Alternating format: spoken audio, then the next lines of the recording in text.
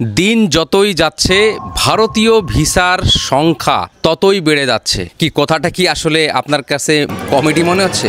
আসলে বাস্তব কথা বলছি। ধীরে ধীরে ভারত বাংলাদেশি নাগরিকদের ভিসার যে সংখ্যাটা আগে যে পরিমাণে ভিসাটা দিত সেটা কিন্তু এখন আরও অনেক দ্বিগুণ আকারে বেড়ে গেছে। এই চিত্রটি দেখতে হলে আপনাকে যেতে হবে ঢাকার যমুনা ফিউচার পার্কের ইন্ডিয়ান ভিসা সেন্টারের সামনে। আর সেখানে গেলে দেখবেন বেশ ভিসা সেন্টারের ভিতরে এখন অনেক মেডিকেল ভিসা প্রার্থীরাই বেশি, এর পাশাপাশি স্টুডেন্ট আর এন্ট্রি ভিসা যারা ভারতে বিয়ে করেছেন, বাংলাদেশি স্পাউস যারা রয়েছেন এবং ভারতীয় স্পাউস মানে একে অপরকে বিয়ে করেছেন, তারা যারা এন্ট্রি X1 ভিসা আবেদন করছেন তাদেরও সংখ্যা এখন আগে থেকে বেশ ভালোই দেখা যাচ্ছে। মেডিকেল ভিসা দেখতে গেলে তো একদম অনেক দিচ্ছে এখন অনেক। আর এরই প্রভাব ধীরে ধীরে বাড়তে শুরু করেছে পেট্রোপোল বর্ডারে এবং কলকাতার মার্কুইজ স্ট্রিটে। আগের থেকে হোটেলগুলোতে একটু ভিড় লক্ষ্য করা যাচ্ছে। কিছু লোক বলবেন যে এখন আমি মেয়াদহীন কিছু খাই হয়তো এখানে ভিডিও বানাচ্ছি। না, সত্যি কথা বলছি, আগে থেকে এখন রেশিওটা বেড়ে ধীরে ধীরে বাংলাদেশিদের ভারত এখন ভিসা দেওয়া শুরু করেছে। আগে থেকে আগে যে পরিমাণ দিত তার থেকে বেশি দেওয়া শুরু করেছে। আর আরও একটা ব্যাপার বলে দিচ্ছি, আগে যে কঠিন ছিল না, ভিসা পাওয়া, ভিসা আবেদন করা খুব কঠিন ছিল না, ওইটা কিন্তু আগে থেকে একটু সহজ করেছে। আবার বেশি না, একটু আগে থেকে একটু সহজ করেছে।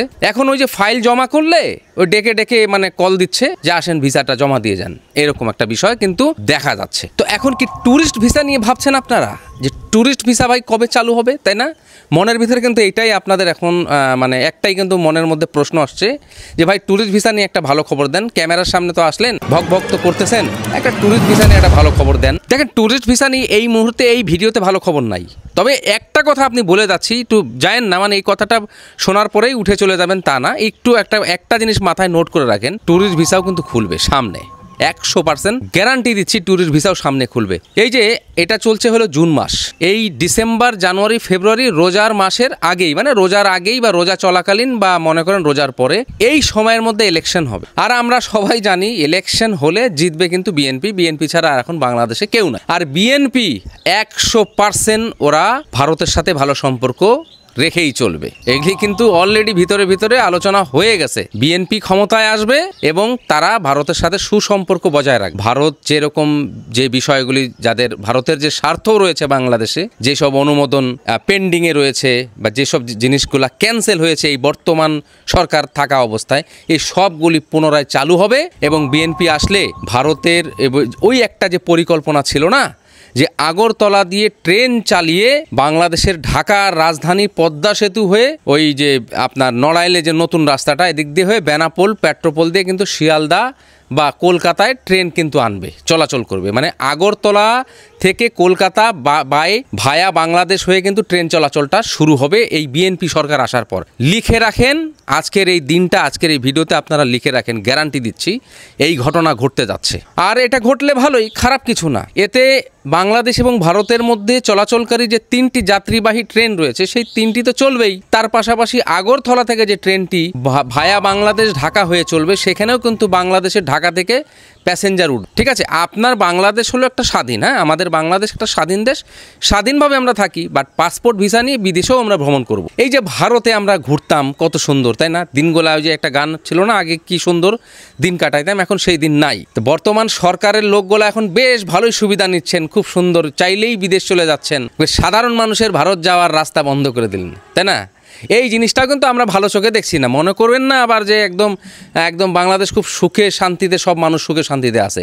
বাংলাদেশের যে সাধারণ মানুষরা সুখে শান্তিতে অবশ্যই আছে, কিন্তু তারা ভারতের ভিসা, ট্যুরিস্ট ভিসা না পেয়ে অনেক অশান্তিতেও আছে। 55% লোক ভারতকে পছন্দ করে, 45% লোক ভারতকে অপছন্দ করে। এটা একটা জরিপে আসছে 55% লোক কিন্তু ভারতকে পছন্দ করে। এই লোকগুলা ভারতের ট্যুরিস্ট ভিসা বন্ধ থাকায় অনেক অশান্তির মধ্যে দিন যাপন করতেছে। আমি আপনাদের গ্যারান্টি দিচ্ছি সামনে বিএনপি আসবে, আবার ভারতের সাথে এই সব বাস ট্রেন চলাচল শুরু হবে আবার আগের মতো, নিশ্চিত থাকেন, গ্যারান্টি দিলাম, চ্যালেঞ্জ। খুব শীঘ্রই ট্যুরিস্ট ভিসা চালু হবে ইলেকশনের পর। ইলেকশনের আগে আর কোনো আশা রাখেন না, ইলেকশনের আগে আর হবে না। তবে যেই ভিসাগুলো চলমান রয়েছে এগুলাকে সহজ করা হচ্ছে। এই ট্যুরিস্ট ভিসা বন্ধ হওয়াতে বাংলাদেশ এবং ভারতের অনেক ট্রাভেল এজেন্সির ব্যবসা কিন্তু লটে চলে গেছে, লাল বাতি।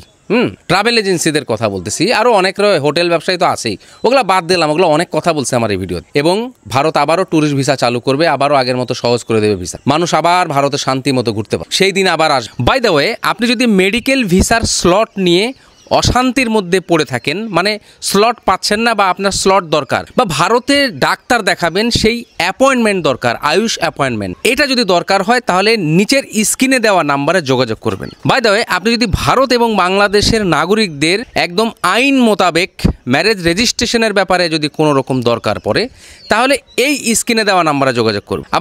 আবার একটা জিনিস নোট করে রাখেন, কিন্তু যারা ম্যারেজ রেজিস্ট্রেশন করতে চাচ্ছেন বা করবেন বা এই ধরনের কোনো হেল্প লাগবে, তারা স্ক্রিনের এই নাম্বারে যোগাযোগ করেন। আবার মেডিকেল ভিসার ওখানে যোগাযোগ করেন না, মেডিকেল ভিসার ওই নাম্বারে যোগাযোগ করলে কিন্তু গুতানি দিবেনি কিন্তু একদম।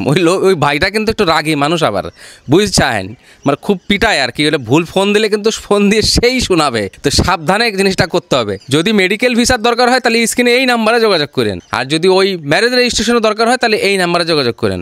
ব্যাপারটা বুঝি চায়। আর এই বক্তব্য দিতে দিতেই আজকের ভিডিওটি শেষ করছি, দেখা হবে নেক্সট ভিডিওতে।